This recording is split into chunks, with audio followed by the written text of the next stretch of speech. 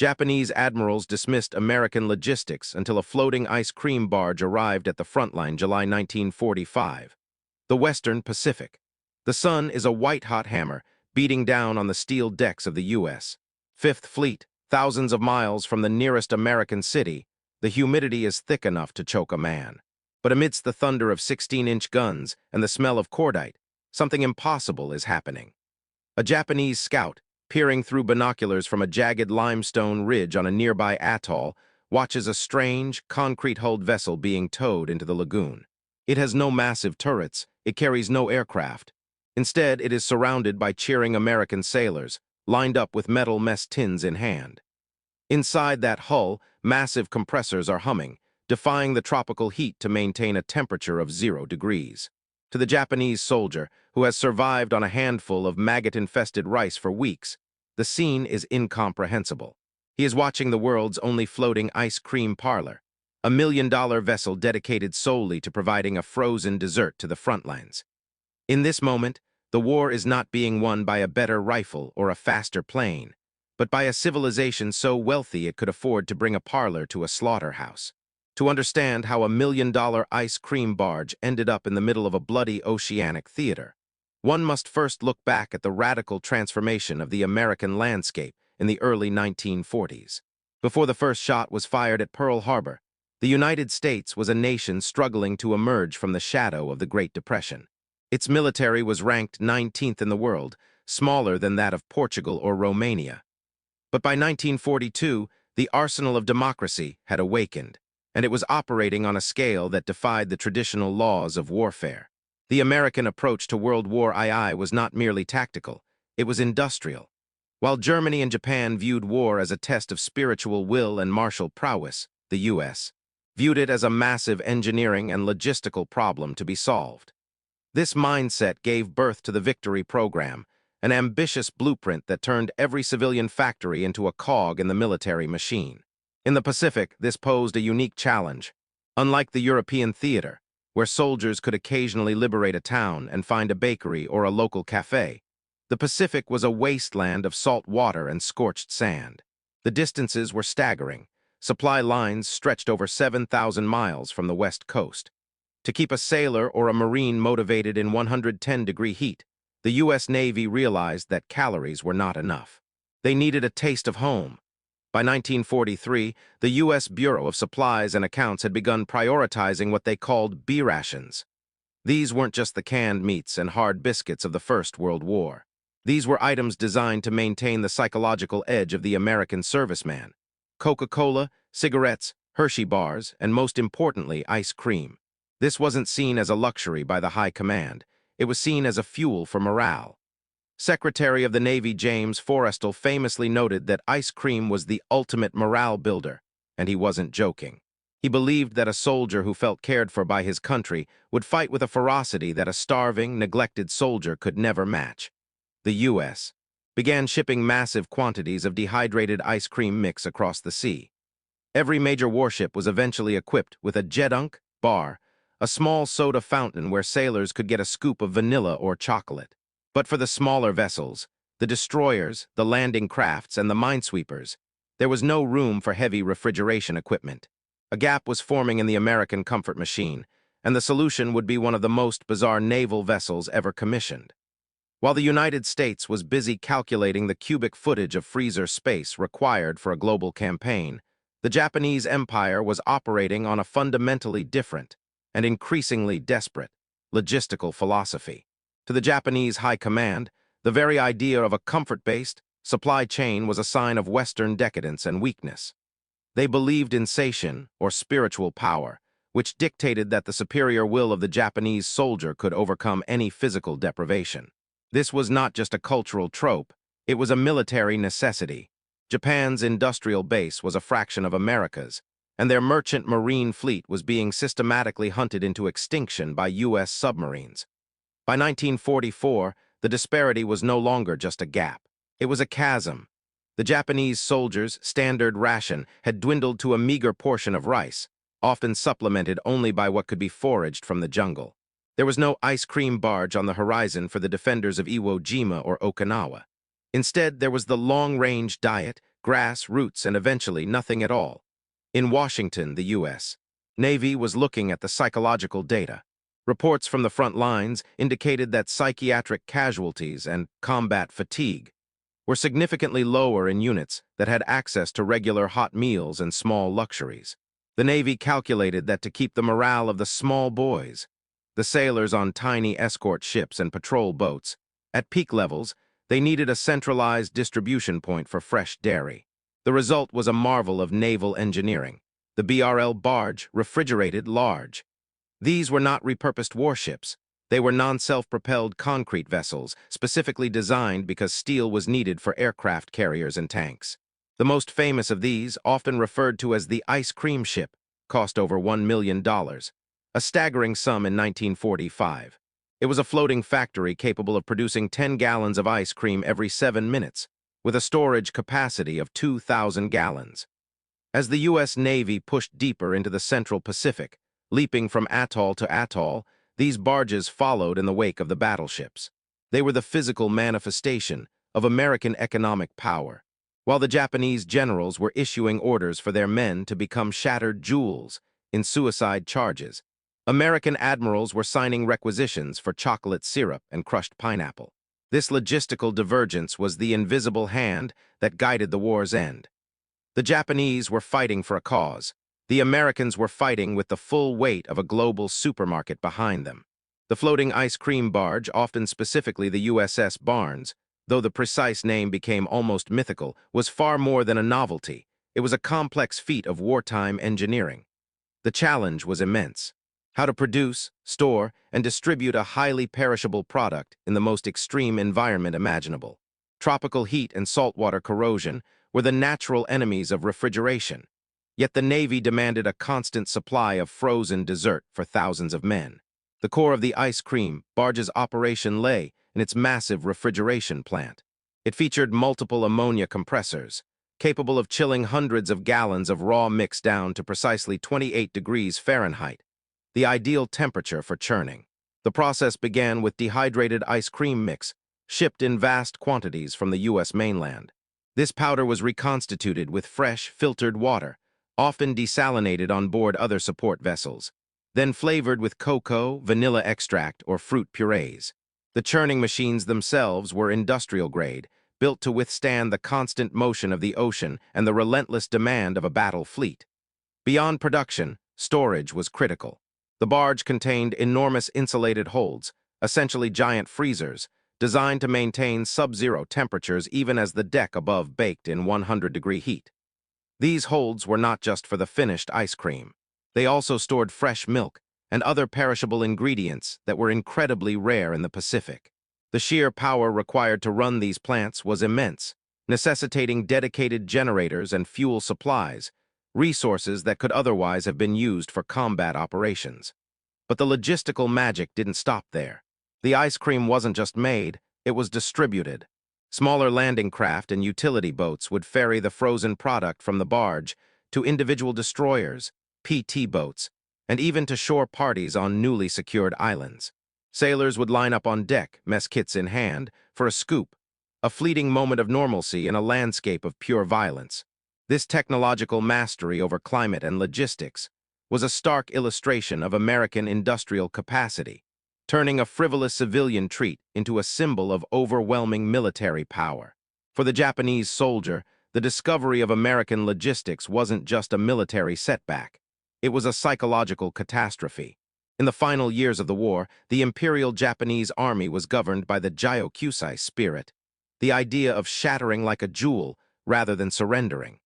However, the physical reality on the ground was one of extreme starvation. Japanese diaries recovered from the jungles of Guadalcanal, New Guinea, and later Okinawa reveal a harrowing obsession with food. Men who were once proud warriors were reduced to eating leather, tree bark, and in some cases, their own fallen comrades. When Japanese prisoners were captured, they were often brought aboard U.S. ships for interrogation. There, the lifestyle shock was delivered with surgical precision. They weren't met with torture, but with a degree of luxury they couldn't fathom. A captured Japanese pilot, expecting execution, might instead be handed a chilled Coca-Cola or a bowl of vanilla ice cream. To a man who had been told that America was a crumbling, cowardly society, this display of casual wealth was a terrifying revelation.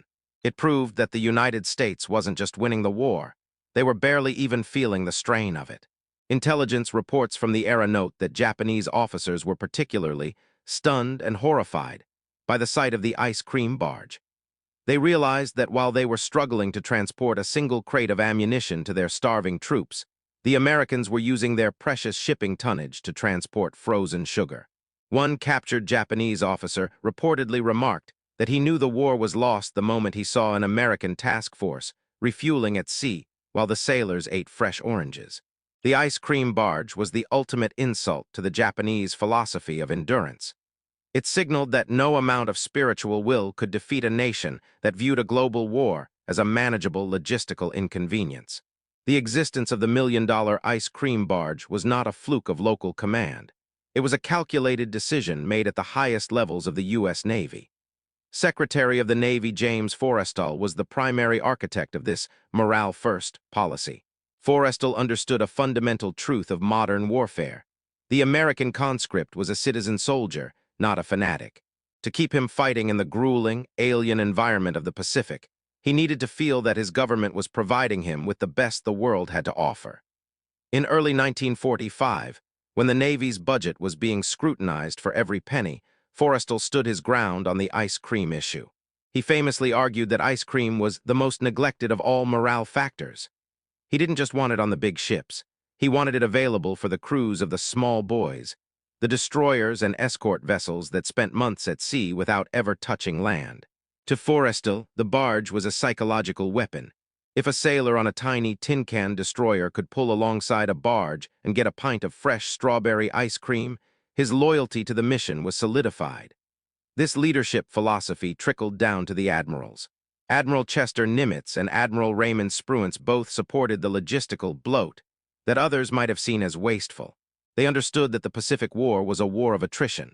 By ensuring the American sailor was the best fed and best cared for combatant in history, they were ensuring that the American will to fight would outlast the Japanese spirit of sacrifice. While Japanese leadership was ordering their men to die for the emperor, American leadership was ordering 500 gallons of chocolate mix. It was a leadership style that prioritized the humanity of the soldier, recognizing that a happy soldier is a lethal soldier. The year 1945 marked the definitive turning point where American logistics transitioned from a supporting role to a primary weapon of war. During the invasion of Okinawa, the scale of the U.S. Navy's supply chain reached a level that was statistically impossible for the Japanese to counter. This was no longer just about ammunition and fuel. It was about the sheer, crushing weight of American industrial output. While the Japanese military was forced to utilize kite, human torpedoes, and kamikaze suicide planes as a desperate measure to halt the American advance, the U.S. Navy was perfecting the art of the floating base. The arrival of the BRL-2, the concrete ice cream barge, at the forward anchorage of Ulithi Atoll was the climax of this logistical evolution. Ulithi had become the largest secret naval base in the world, a massive staging ground where hundreds of ships gathered before the final push toward the Japanese home islands. In the center of this armada sat the barge, churning out thousands of gallons of frozen dessert. This was the moment the logistics of supremacy became visible. While Japanese radar operators were tracking incoming B-29 bombers, their naval observers were reporting a fleet that seemed to grow larger and more luxurious by the day. The Americans had solved the problem of the Pacific Reach. By creating mobile floating supply hubs that included bakeries, laundry facilities, and ice cream plants, the U.S. Navy had effectively eliminated the need to return to port. They could stay on the offensive indefinitely. For the Japanese high command, this was a realization of total defeat. They were not just being outfought by soldiers. They were being outpaced by a civilization that could manufacture a luxury faster than Japan could manufacture a bullet. The psychological climax occurred not on a map, but in the minds of the Japanese officers who finally understood the scale of their miscalculation. During the intense fighting in the Philippines and later Okinawa, Japanese intelligence units began capturing U.S. supply caches and inspecting the belongings of fallen Americans. What they found was a shattering blow to their morale. Instead of the grim, Spartan gear of a warrior, they found high-quality leather boots waterproof watches, and small tins of log cabin syrup. But the ultimate shock came during a naval skirmish near the Leyte Gulf, where Japanese sailors managed to board a disabled American supply vessel. They didn't find crates of ammunition at the top of the manifest. They found mechanical refrigeration units and specialized containers for frozen dairy. The realization was immediate and horrifying. The Japanese High Command had predicated their entire strategy on the short war theory, believing the Americans would lose heart after a few bloody setbacks. Instead, they were facing an enemy that had so much surplus energy and wealth that they could ship cold comfort across the widest ocean on Earth. One Japanese junior officer's diary, later recovered by U.S. Marines, summarized the feeling of the entire nation. "We are fighting a giant that does not even know it is in a struggle. While we starve for the emperor, they eat ice cream in the sun." This was the turning point where the Japanese will to fight began to erode from the top down. It wasn't just the atomic bombs or the firebombing of Tokyo that ended the war. It was the realization that American industry had made war comfortable for its soldiers. The ice cream barge was the final, cold proof that the Imperial Japanese Empire was not fighting a military, but a manufacturing monster that could never be stopped. The immediate aftermath of this logistical onslaught was the total psychological disintegration of the Japanese military's core philosophy. For decades, the Imperial Japanese Army had been indoctrinated with the belief that material wealth made a soldier soft, and that the American lifestyle would be their undoing in the harsh realities of the Pacific. But by the summer of 1945, the evidence was undeniable. The soft Americans were not only winning, they were doing so with a vitality and energy that the starving Japanese defenders could no longer muster. When the war finally ended, and U.S. occupation forces began to land on the Japanese home islands, the lifestyle shock reached the civilian population. They saw American GIs handing out chocolate bars and ice cream to children. The very same luxuries that Japanese propaganda had claimed were non-existent in a collapsing America. This realization caused a massive shift in the Japanese public's perception of their own leaders. The Great East Asian Co-Prosperity Sphere had promised plenty but delivered only ash and hunger, while the decadent Americans arrived with pockets full of candy and ships full of frozen cream. Statistics from the period show a staggering disparity in health between the two forces.